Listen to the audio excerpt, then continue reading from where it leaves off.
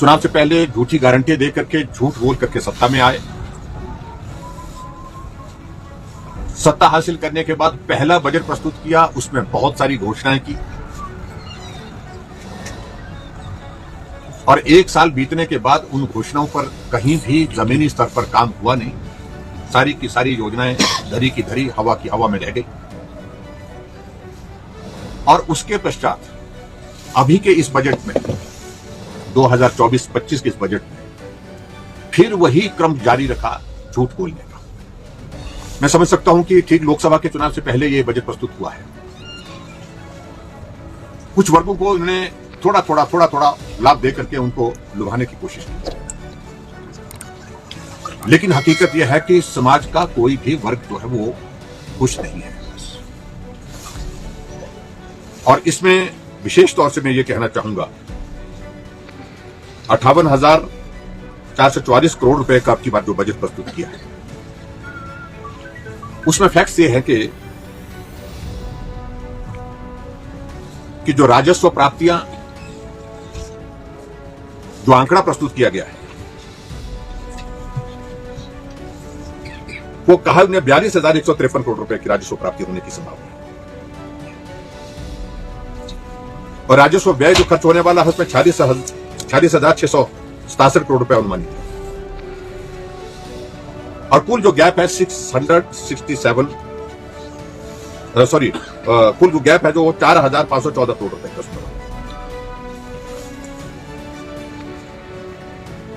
और जो राजकोषीय घाटा उसके जिक्र में उन्होंने कहा है कि बजट में कहा है कि 10,784 करोड़ रुपए का अनुमानित है। जब आप इस बात को अनुभव कर रहे हैं कि बहुत बड़ा गैप है राजस्व प्राप्तियों पर और उसके साथ साथ देनदारी, उस गैप को आप कहां से पूरा करेंगे, उसके बारे में कहीं भी कोई भी उल्लेख नहीं है। आखिरकार हिमाचल प्रदेश में जो वित्तीय परिस्थिति है वो इस कदर बन गई है कि कुल लोन जो है हिमाचल प्रदेश में 87,778 करोड़ रुपए का हो गया। 14 महीने में 14,000 करोड़ रुपए का ऋण हिमाचल प्रदेश के ऊपर कांग्रेस की सरकार बनने के पश्चात हो गया। आप कल्पना कर सकते हैं कि ऐसे में किस प्रकार से आने वाले समय में विकास के कार्य में हिमाचल प्रदेश आगे बढ़ सकता है। इस चीज की कोई संभावना बहुत ज्यादा दिखती नहीं है। लेकिन सबसे बड़ा प्रश्न तो यह है कि जो पिछली जो घोषणाएं की, पिछली बार इनकी घोषणाओं में से एक भी घोषणा अभी तक पूरी नहीं हुई। गारंटियों की घोषणाएं राजनीतिक दृष्टि से की थी, हालांकि उन्होंने कहा कि वो हमारा घोषणा पत्र हमारा नीतिगत दस्तावेज है, उसमें सारी की सारी घोषणाएं अधूरी पड़ी। अधूरी क्या, मतलब अभी तक जमीनी हकीकत पर आई नहीं। लेकिन हद तो इस बात की है कि जो बजट में आपने इस माननीय सदन के अंदर, विधानसभा के अंदर प्रस्तुत करते हुए घोषणा की है, उन पर भी काम नहीं हुआ। क्या हुआ उन 30,000 नौकरियों का जो आपने पिछले बजट में कहा था? जब कांग्रेस ने चुनाव से पहले गारंटी दी तो उस गारंटी में तुमने कहा था कि 1 लाख नौकरी 1 साल में निकालेंगे और 5 लाख नौकरी 5 साल में देंगे।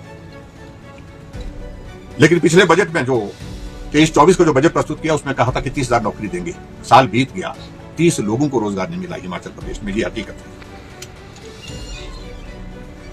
और उसके बाद उन्होंने और बहुत सारी बातें कही थी और जिनका जिक्र अब के इस बजट में भी उसी तरह से है, चाहे वो टूरिज्म का सेक्टर है,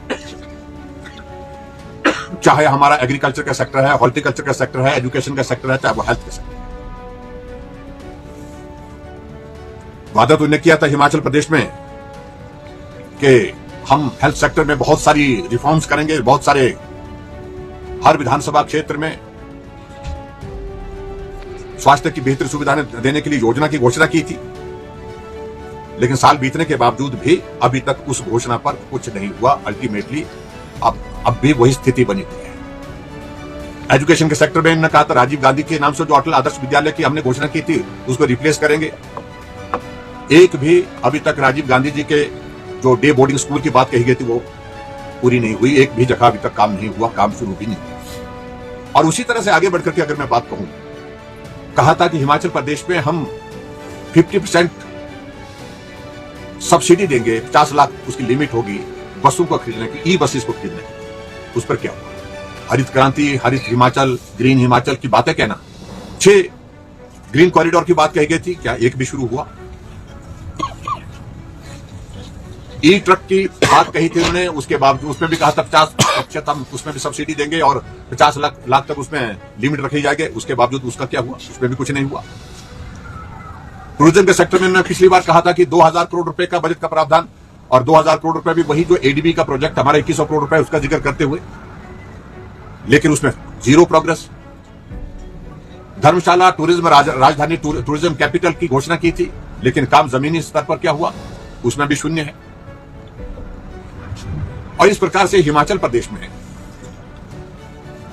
जो अपनी गारंटी की एक बहुत बड़ी बात कही थी, कहा था कि जो महिलाएं हैं जिनकी उम्र 18 से 60 साल है, उन महिलाओं को हम गारंटी में तो कहा था कि हम सबको उनको 1500 रुपए महीने के देंगे। लेकिन पिछले बजट में उन्होंने घोषणा की कि 2,31,000 महिलाओं को हम हिमाचल प्रदेश में 1500 रुपए देंगे।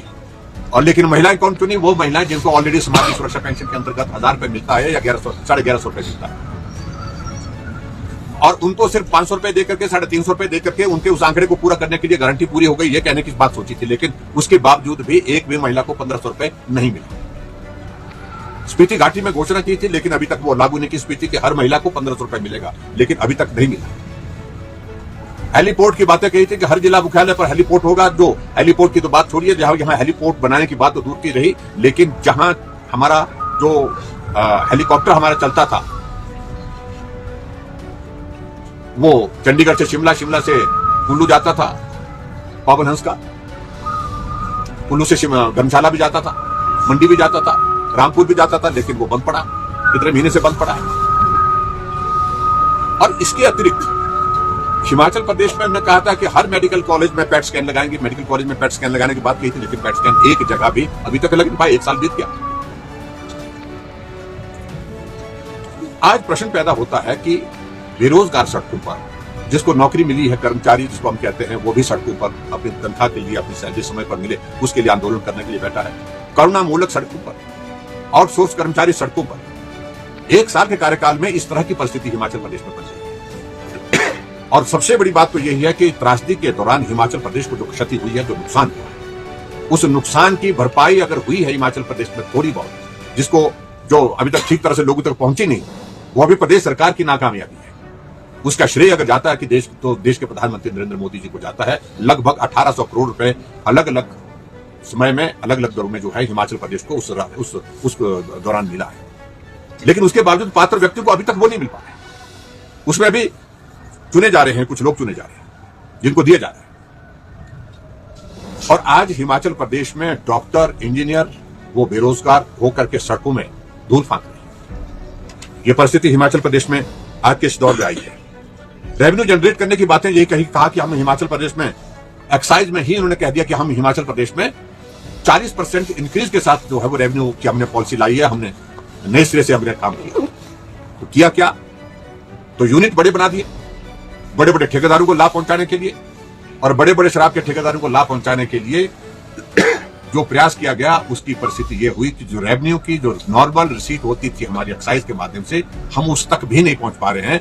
आज की तारीख में हिमाचल प्रदेश में खुद प्रश्न के उत्तर में जो कहा गया कि अभी तक जो रेवेन्यू जो मिलना था वो मिलना था 2500 करोड़ रुपए, लेकिन मिला सिर्फ 1800 करोड़ रुपए, और लगभग 400 करोड़ रुपए से ज्यादा का अभी तक जो है वो 450 करोड़ रुपए का, 500 करोड़ रुपए का इसमें जो है वो अभी तक लॉस है।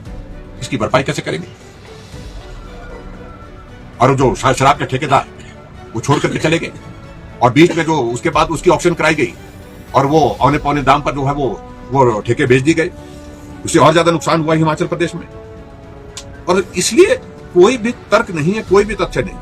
एक बात कही कि अर्थव्यवस्था जो 7.1% जो है हिमाचल जो हमारी आंकी गई है इस बार की, ये भी आंकड़ों की तथ्यता आधार क्या है इसका मापने का। और मेरी जानकारी के मुताबिक है ये आंकड़ा बहुत नीचे है। ये आंकड़ा अभी तक 5 को नहीं छू पा रहा है, जो 7.1 का इन्होंने जिक्र किया हुआ है।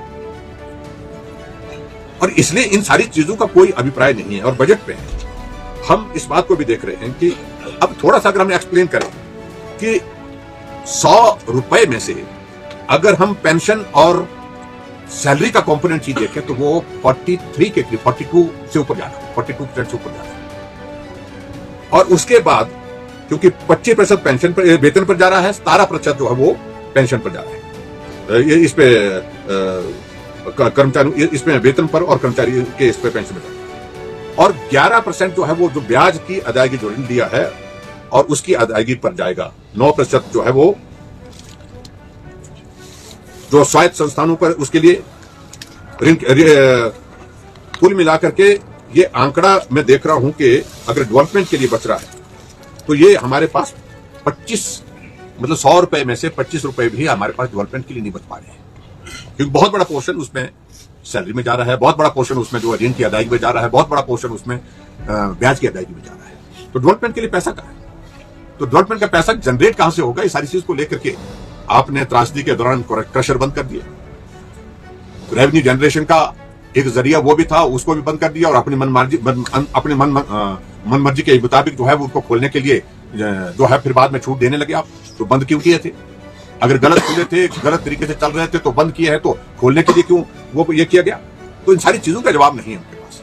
और हिमाचल प्रदेश में तो खासतौर से जो सेक्टर हमारे सीधे टैक्सेस लगाने से प्रभावित होते हैं, बड़े सेक्टर, जैसे हमारा टूरिज्म का सेक्टर है, बाहर से जितनी भी गाड़ी हिमाचल प्रदेश में प्रवेश करती है उनमें टैक्सेस लगा दिए, वो टैक्सेस वो लगा दिए जिन टैक्सेस के लगने के कारण हमारा टूरिज्म ट्रैफिक टोटल डाइवर्ट हो गया, एडजॉइनिंग स्टेट जम्मू कश्मीर में चला गया, उत्तराखंड में चला गया, दूसरी स्टेट में चला गया, क्योंकि सबके सब वो बोलते कि ये अफोर्डेबल नहीं हमारे लिए।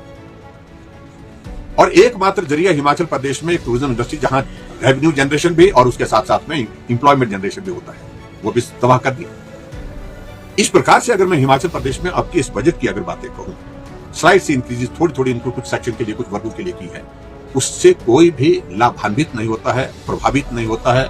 और मेरा ये कहने का मतलब है कि इस सारे टोटल बजट में कोई भी दिशा नहीं है, कोई भी दृष्टि नहीं है, प्रदेश को आगे किस प्रकार से बढ़ाया जाए इस बात के लिए कोई भी इनके पैरामीटर्स नहीं है। और विचित्र तभी है, लगता है हमको, एक तरफ से मुख्यमंत्री कहते हैं कि हिमाचल प्रदेश को हम 4 सालों में देश का सबसे आर्थिक दृष्टि से मजबूत राज्य बनाएंगे, और दूसरी तरफ अपने आप ही जाकर के भाषण देकर के आते हैं कि हिमाचल की स्थिति श्रीलंका जैसी हो जाएगी। अब इस दोनों बातों में सत्य क्या है? ये सारी बात को भी स्पष्ट करना चाहिए मुख्यमंत्री को। इसलिए क्लैरिटी नहीं है, कंफ्यूजन है। अधिकारियों ने बजट बना करके दे दिया, और अधिकारियों ने अधिकांश को पिछली योजना वही रिपीट की है। पिछली बार अगर उन्हें ग्रीन हिमाचल की बातें कही थी तो अब की बार भी वही पेज छाप दिया। पिछली बार भी उन्हें जो जितनी स्कीम उसमें डाली थी, हाँ 2-3 स्कीमों का उसमें जिक्र जरूर किया है। पहले पिछली बार सुख आश्रय थी, इस बार सुख आश्रय के साथ 2 योजनाएं, सुख के नाम से, एक एजुकेशन के सेक्टर में और दूसरी हेल्थ के सेक्टर में। सुख आरोग्य योजना एक शुरुआत की है, और शायद एक सुख शिक्षा के नाम से एक योजना हिमाचल प्रदेश में और शुरू की। उसमें भी क्या करेंगे कोई इसमें स्पष्टता नहीं है। लेकिन हम इस बात में प्रश्न पूछते हैं कि जो हमारी हिमकेयर चली थी, जिसमें लगभग 350 करोड़ रुपए की देनदारियां हैं हिमकेयर, और हिमकेयर के अलावा हमारी सहारा योजना जो देनदारी है वो पेमेंट्स अभी तक नहीं हो पा रही है। प्राइवेट हॉस्पिटल में हिमकेयर की ट्रीटमेंट बंद कर दी गई है, कार्ड एंटरटेन नहीं हो रहा है। अब जब जिन्होंने योजना जो सुख आरोग्य की जो शुरू की है, उसमें कहा कि 70 साल के ऊपर के बुजुर्गों के लिए आय कर जो नहीं देते हैं, इनके इनकम टैक्स नहीं देते हैं, उनके लिए कहा। तो मेरा कहने का अभिप्राय, जो हमें एक ब्रॉडर एक स्कीम बनाई थी, उस स्कीम का क्या हुआ उसका जिक्र करें। हिमकेयर को क्या करेंगे, सहारा योजना का क्या करेंगे, और डेवलपमेंट के हिसाब से हिमाचल प्रदेश के जो मेजर प्रोजेक्ट्स हैं उसके लिए आप क्या करेंगे, उसमें कहीं भी दृष्टि नहीं है, कहीं भी बातों का जिक्र नहीं है। पिछली बार 30,000 एम्प्लॉयमेंट जनरेशन की बात कही गई थी, नौकरी देने की बात कही थी, अब की बार वो उसमें पेज वो गायब है। इस बार नौकरी का जिक्र ही नहीं, शायद हकीकत मालूम पड़ गई कि बस की बात नहीं, दे नहीं सकते। और हिमाचल प्रदेश में यह परिस्थिति बन गई है कि जिन बच्चों ने एग्जाम टेस्ट क्वालिफाई करके रखे हैं उनका रिजल्ट नहीं निकल पा रहे हैं। 14 महीने हो गए, अब 15 महीने होने जा रहे हैं। तो ये स्थिति है हिमाचल प्रदेश में। कुल मिलाकर के इस बजट में प्रदेश के हित में हमें कोई भी चीज इस प्रकार से नहीं दिखती है जो प्रदेश का भला कर सके, किसी वर्ग का।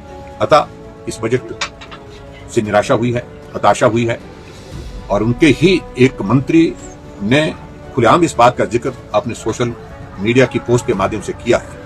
जो हमने बातें अंदर की थी बजट में जोड़ने के लिए, उनका इंक्लूजन नहीं हुआ, वो नहीं जोड़ी गई, वो हटा दी गई, अधिकारियों के कहने पर हटा दी गई, या सरकार के मुख्यमंत्री के इशारे पर हटा दी गई। इस बात को लेकर के उन्होंने अपनी नाराजगी जाहिर की। इसलिए जब मंत्री अपनी ही सरकार के बजट से प्रसन्न नहीं है, जब उनकी पार्टी के ही लोग इस बजट के समर्थन में नहीं आ पा रहे। तो ऐसे में भारतीय जनता पार्टी तो पहले ही इस बात को कह रही है कि वर्तमान सुक्खू सरकार का ये बजट पूर्ण रूप से दिशाहीन है। प्रदेश का इसमें कतई भी हित नहीं है।